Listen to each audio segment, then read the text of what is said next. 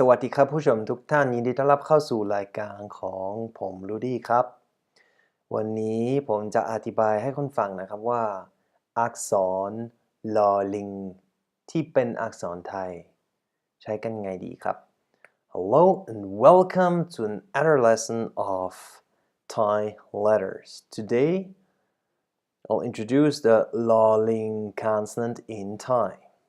As always, we'll follow the structure to first look at the writing, how to write this consonant by hand. Then we'll practice pronunciation.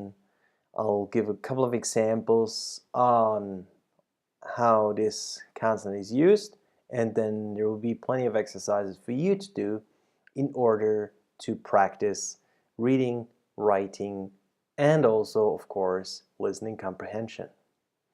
As always, it's very helpful to be familiar with the course structure, so please refer to the course introduction video if you haven't really watched any of these of the videos within this playlist.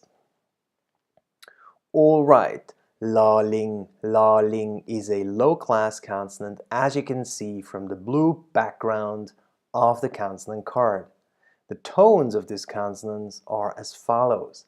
La, the consonant itself is a middle tone. And the marker word, ling, which means, as you can see from the picture or the image, monkey is as well a middle tone. So twice a middle tone.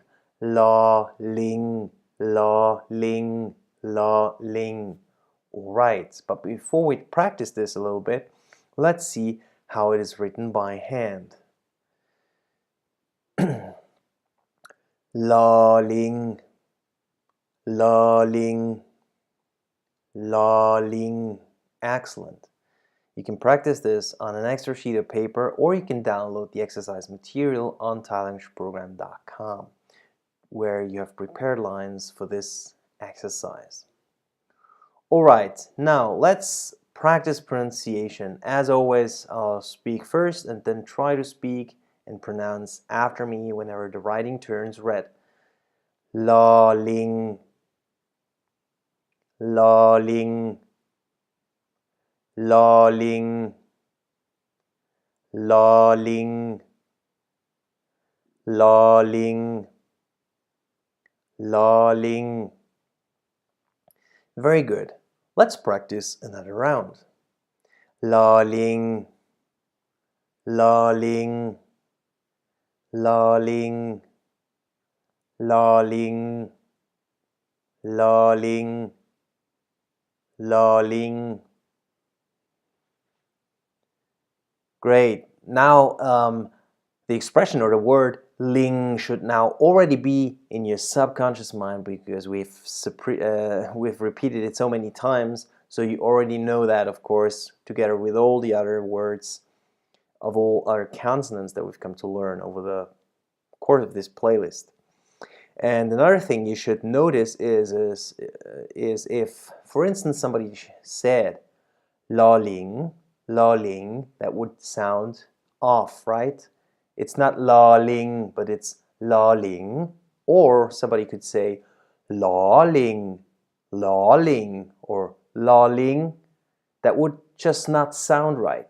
And this is a sign that you're already starting to adapt. You're already starting to, basically pay attention to differences within tones or between tones in Thai language, which is a great sign, right? So you're making progress. So it should sound like lorling, and thereby, of course, it doesn't matter at what height somebody is talking or speaking, what the sound of their voice is. So a woman probably says lorling, lorling, something like this, whereas a man could say lorling, lorling, and both would be a middle tone. And at both levels, you can also change the tones, which would be wrong. For example, lorling or lorling, that is just not a middle tone anymore. Anyway, let's continue and see a couple of examples on different representations using different fonts and types of Thai fonts. Well, actually, yeah. So we have a variety of different fonts in black here on top of the screen, which all represent the law ling consonants. And now let's see if we can find a law ling consonant within this excerpt of text. We have a law ling right there, and it pretty much resembles the law ling, let's say, which is at the 4th position of the black display on top, right? Or it might actually be any of 1, 2, and 4, because they all still have the circle at the very beginning, and then the pattern is quite clear. So it could be this. And some of you might now think, oh, wait a minute, what about the character at the very end of this line here? Is that also a lolling question mark? Because I cannot ask, is that also a lolling? Because then it would be a high tone, right?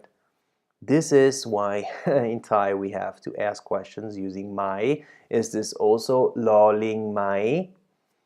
Would be the right question. And actually the answer is no, it's not, because you can see this vertical line which penetrates the upper pattern of that particular consonant, thereby changing the consonant from being a lolling to some completely different consonant, which we will learn later on. If you stay tuned with the playlist, you will learn that later on. Alright, a second example. Here we have an excerpt of text where we can find a lolling, actually two lollings, one in the first and one in the second line, and those closely resemble the consonant which is displayed, let's say, at the second last position of the black consonants displayed on top. So with no circle anymore, so the level of abstraction is a little advanced compared to the first one. But anyway, it is still fairly easy to detect. Alright, that being said, let's see if you can do it on your own. So for practicing purposes, I have two text excerpts. One is just a normal fragment which I typed down, and the other one is a real live image or photograph of a Thai booth. And try to find the lolling consonants within those two examples. And pause the video doing that, and then, only then, continue watching the video, because now, warning, the solutions will be displayed. Let's see where we can find lolling consonants. Actually, in the upper example, there are plenty of lollings. I think 6 in the first line, a couple of more lolling consonants in the second line, and then again in the third line, plenty of lollings to be detected. And also in the second example, of course, we have lolling consonant in the very first line towards the end. Alright, I hope you were able to detect all of these on your own, and if so, you're of course ready to solve the exercises which come as an addition to this lesson. Important about the exercise also here is that you not only practice lolling, but you also practice writing and listening comprehension of lolling in combination with all the other consonants and vowels that we've come to learn over the course of this playlist. Alright, with that, I leave you to the exercises. Today I'm really having problems talking a little bit. Nobody knows why. Okay, and I'm looking forward to seeing you again in next lesson. ขอบคุณนะครับที่ใช้รายการสอนภาษาไทยของผมรูดี้เนี่ยครับ แล้วหวังว่าเราจะได้มีโอกาสที่จะเจอกันใหม่ในบทเรียนต่อไปครับ สวัสดีครับ